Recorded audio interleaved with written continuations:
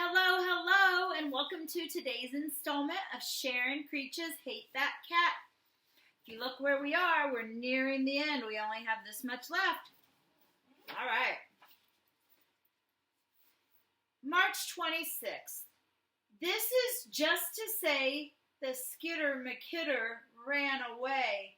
And maybe Uncle Bill would say this is not a tragedy. But in our house, it is a tragedy. March 27th. How can you go from hating cats to loving one cat? In particular, one black cat. One Skitter McKitter cat who chases a brown nut across the wood floor and who trails balls of string over chairs and under tables and who falls over backwards when she is swatting at a plant and who leaps in your lap and purrs, and who sleeps on your pillow curled behind your head with one paw on your ear, and who crawls under the covers to nip at your toes. How can you love a little cat so much in such a short time? And I understand this because that's how I feel about this little guy who just came over and thought, why is Mommy not holding me during the story? All right. By the way, did you see, or you will see, Thursday's reading lesson, and there might be some dancing dogs. Alrighty. March 28th. Last night, my mother signed the word C-A-T, I can't remember how T goes, and then tapped her heart. Hard, soft, hard, soft, hard, soft. What is she doing there when she taps her heart and goes bum, bum, bum, bum? It's a heartbeat. And I guess that's her way of saying that her heart feels for the missing kitty.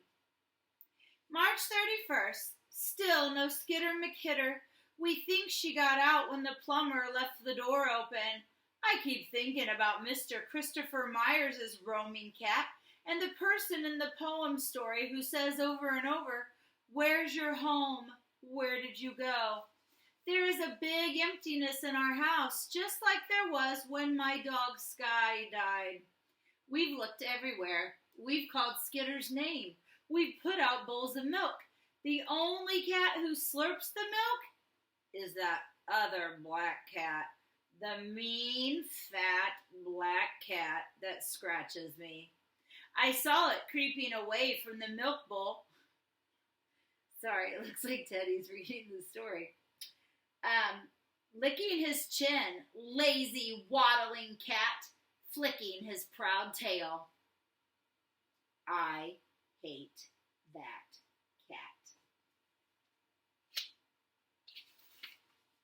And more bad news. Yesterday, I received a postcard from Mr. Walter Dean Myers, and on it, he said that his cat died.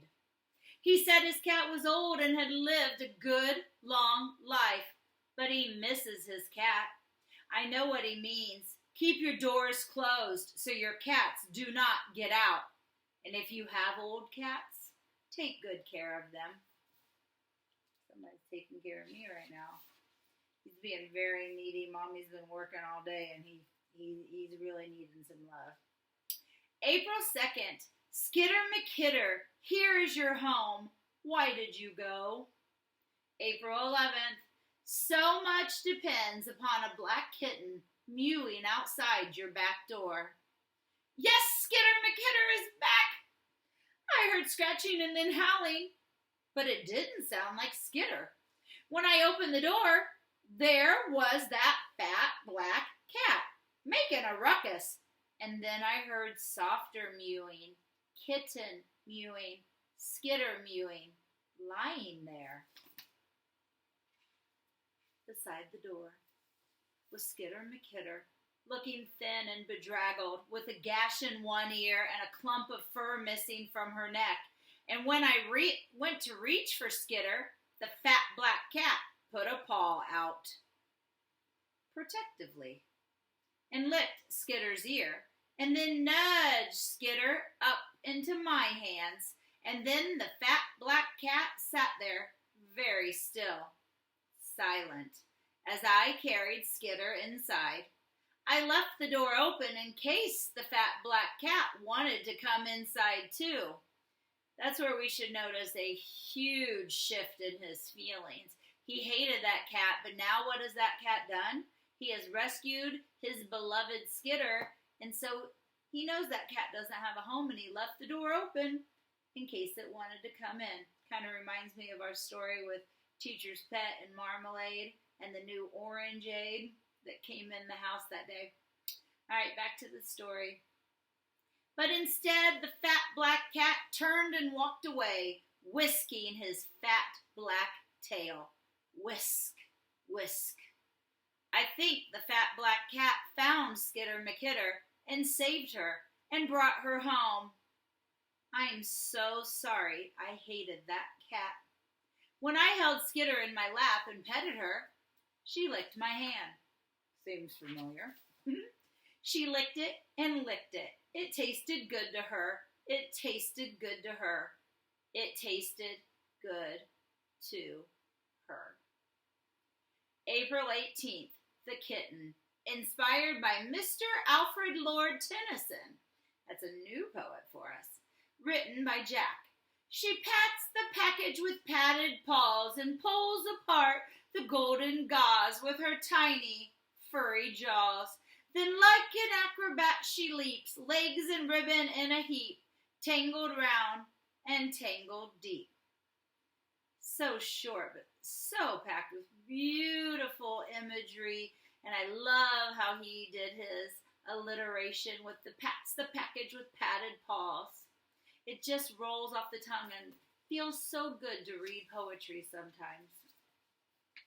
April 25th, The Purr, inspired by Mr. Edgar Allan Poe and my new thesauruses. If you don't know what a thesauruses is, it's where you can look up a word you know and find synonyms. That way you can find even better words to replace the word that you were thinking if you thought, this is too boring, or maybe I've used this word too much. So now, Mr. Edgar Allan Poe and his thesauruses, so we should be seeing some synonyms. Written by Jack. Hear the kitten with her purr, humming purr. What a contagious contentment her vibrations spur. How she hums, keeping time, in a sort of thrumming rhyme, to the murmurabulation of the thrums and the hums of her purr, purr, purr, purr, purr, purr, purr, and the humming and the thrumming of her purr. May 2nd. Thank you for showing me all the books of cat poems and all the books that tell a story in poems. I never knew a writer could do that. Tell a whole story in poems? I already read the one by Mr. Robert Cormier. Is he alive? And next, by my bed, is that dust book by Miss Karen Hesse. Is she alive? And underneath that one is the Essie and Amber one by Miss Vera B. Williams. Alive? And on my bulletin board is the list you gave me of so many poets whose books I can read. And also on my bulletin board is the funny poem picture of the cat chair by Mr. Chris Rashka. He alive? And that poem by Mr. Lee Bennett Hopkins. Alive? About growing up to be a writer.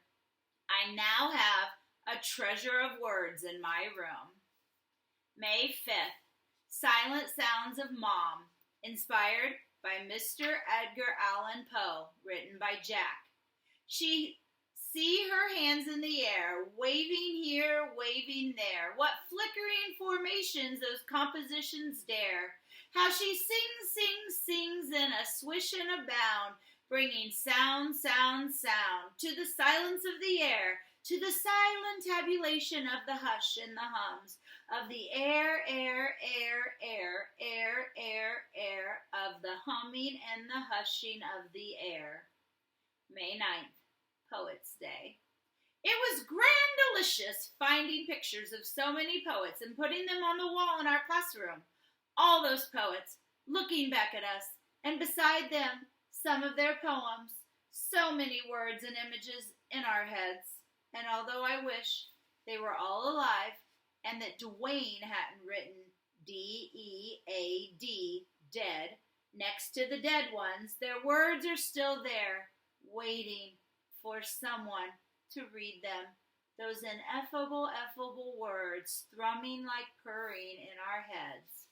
May 16th, Love That Cat. Inspired by Mr. Walter Dean Myers, written by Jack. Love that cat like a bird loves to twitter. I said I love that cat like a bird loves to twitter. Love to call her in the morning, love to call her, hey there, Skitter McKitter. May 19th. The fat black cat has been coming to our back door. Aww, she says, as if asking a question. I pour milk in the bowl, and the fat black cat slurps, and then sits back staring at me, her tail slapping slowly on the ground. Shh, shh.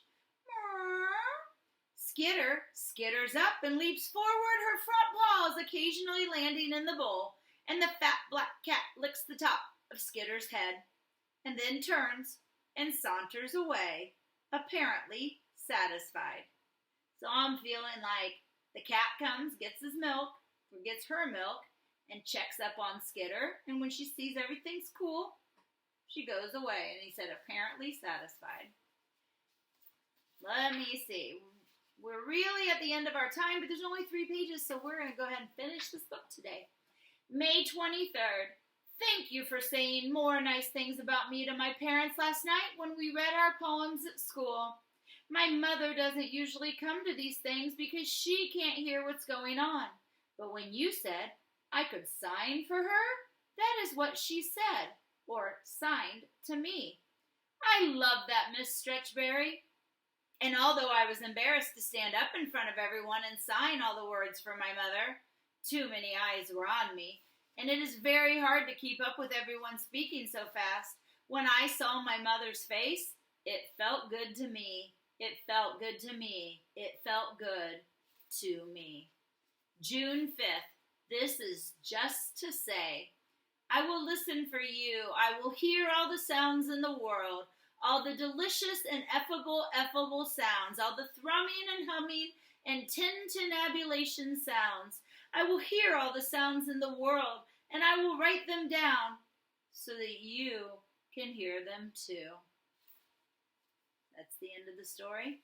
And then the end of the book has all the poems that inspire the writing, like the Red Wheelbarrow and poem by William Carlos Williams and the Naming of Cats by T.S. Eliot. Just all the ideas of different poets that inspired Jack in his writing. And again, we have some of those books that have those poems, and we'll also be using this. Our next book is right here. Love That Dog. But we're going to wait and do this poem when we're done with the IPS packets. This is a book, but it's a book and it's based on poems. We're going to do this later in May when the IPS packets are done and we get to do our own thing. And we're going to do our poetry unit during that time. So we'll read this later, and in the meantime, I'll be doing other read-alouds just to keep our daily read-alouds going. I hope you're watching. I hope you enjoy them. Bye, guys.